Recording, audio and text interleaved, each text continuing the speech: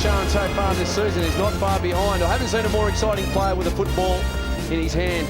Came up with it, not backwards was the call by Aiden. Preston Campbell. A heel strong under the post. Inside the first 60 seconds of this second.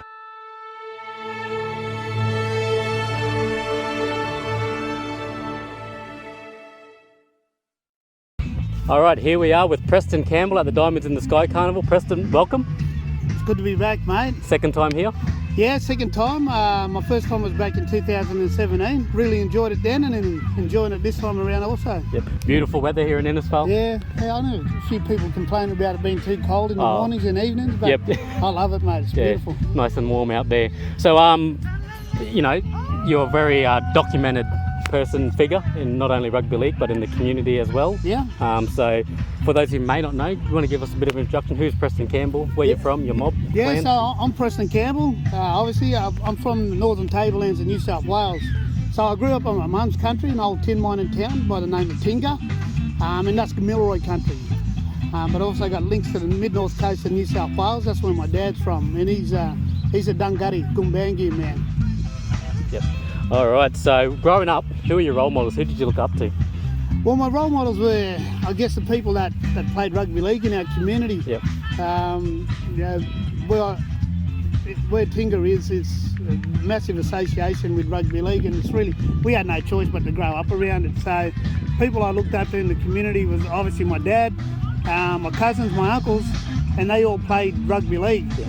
And obviously people like my mum and my aunties who was always there to support me. I think as a young person you don't realise the impact that they have on your life until later on. Yep. And looking back now, they are really, really big figures in my life, and I'm very thankful to have them. Yep. You know, I tell a story about rugby league and how big it was in Tinga.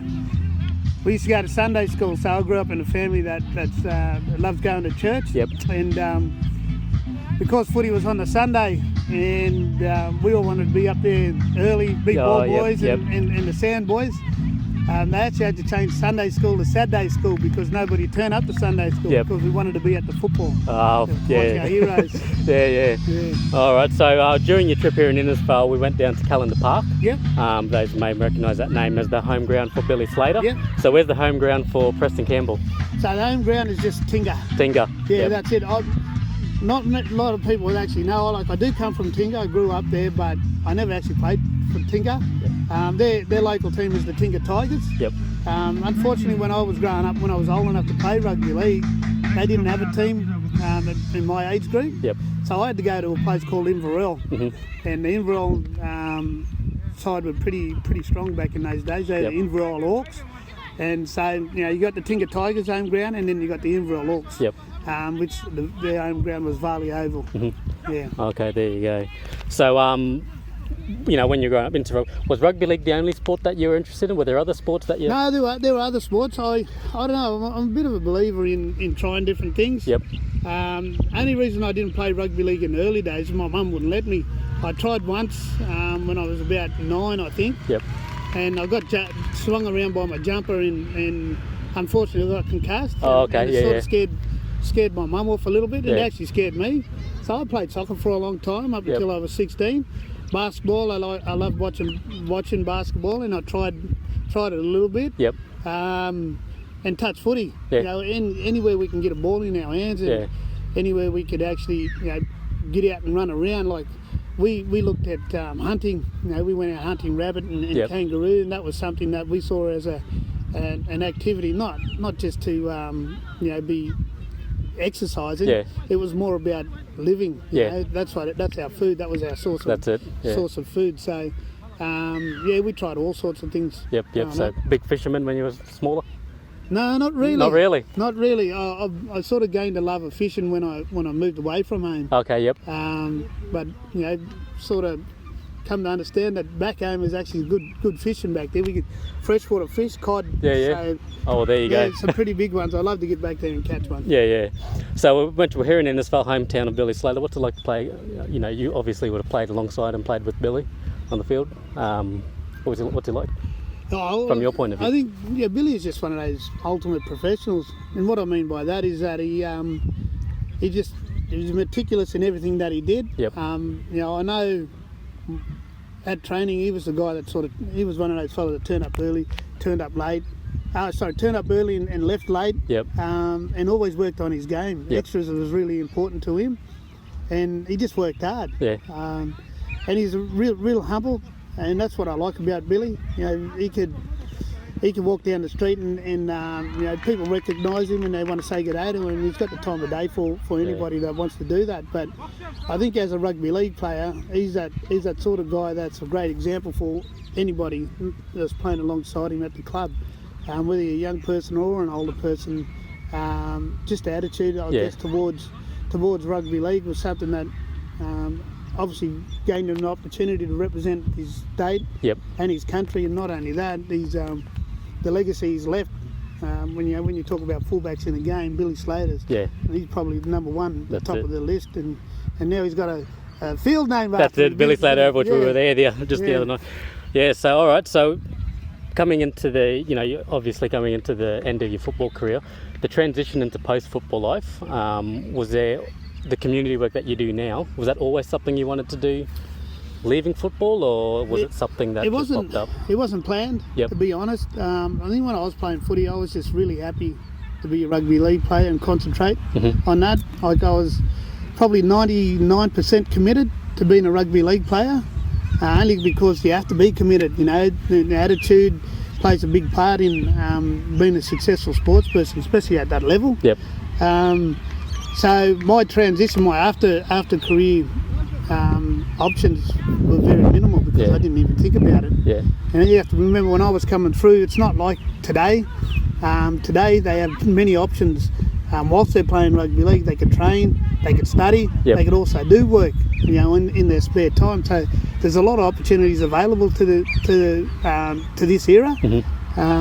Where when I left footy, and as I said, there was no plans. And then it's like I sort of compare it to leaving school again. Like I went to school, and I just went to school to socialise. I went to school because Mum and Dad told me I needed to go. I didn't realise the importance of going to school and education. And when I left, it felt like I was in limbo. I had no idea what I wanted to do. My dream, or my idea, was to actually go into CDEP, so work for the Dole program. And there was no other thought. It's just an opportunity to come up to play rugby league, and I was really lucky. And as I mentioned, I had to concentrate on it, 100% or 99%. And my family was at the forefront of my mind.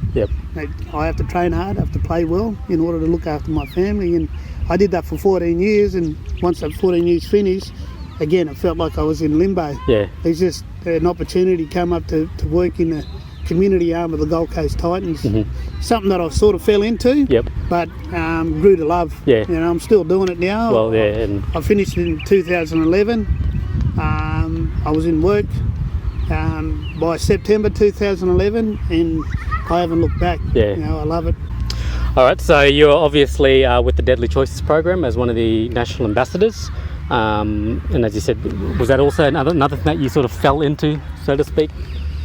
It was an opportunity again. Already doing work in community, and we're all sort of talking about the same messages, and I really believe in creating relationships or partnerships that could actually boost the message that we're trying to put across, and Deadly Choices do that.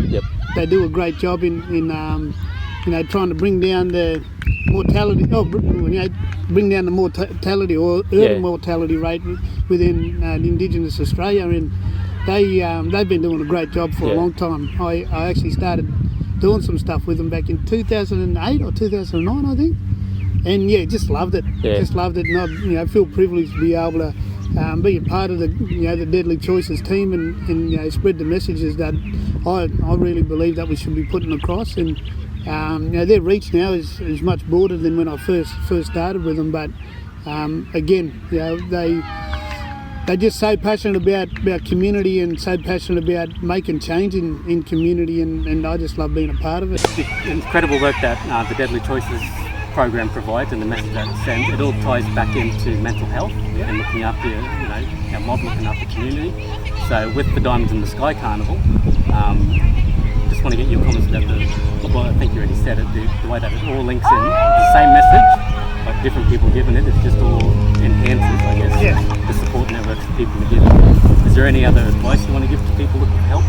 Yeah, well, look, I think sometimes we don't even realise that we've got that help around us and support around us. When you look at events like Diamonds in the Sky, you have people coming together.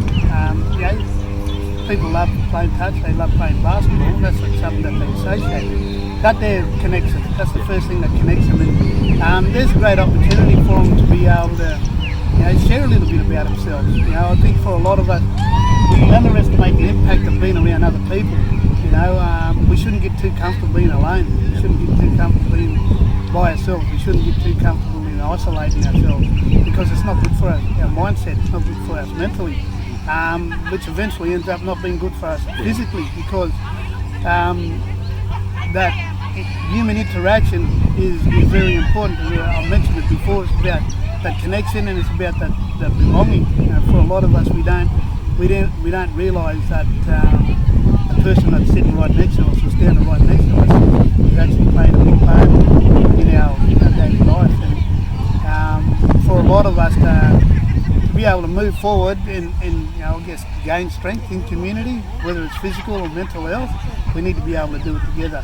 And people can only be supported, they can only be helped if they put their hand up. And I know sometimes it's difficult because you might not even realise that you need the support.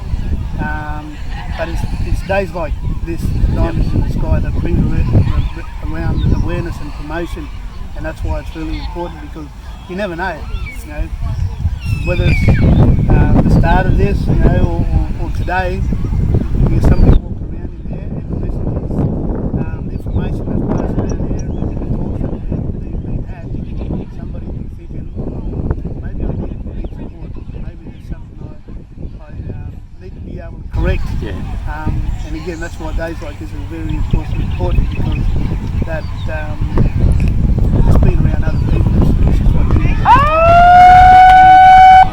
Well, Preston, it's always a pleasure to have you come to the carnival, and always a pleasure to have you come to our community events and things like that. So we're very honoured and very thankful. Thanks, mate. Thanks for sitting down and having a chat with me on the beautiful skies here in Innisfail. Thank you. All good. Appreciate it. Back in.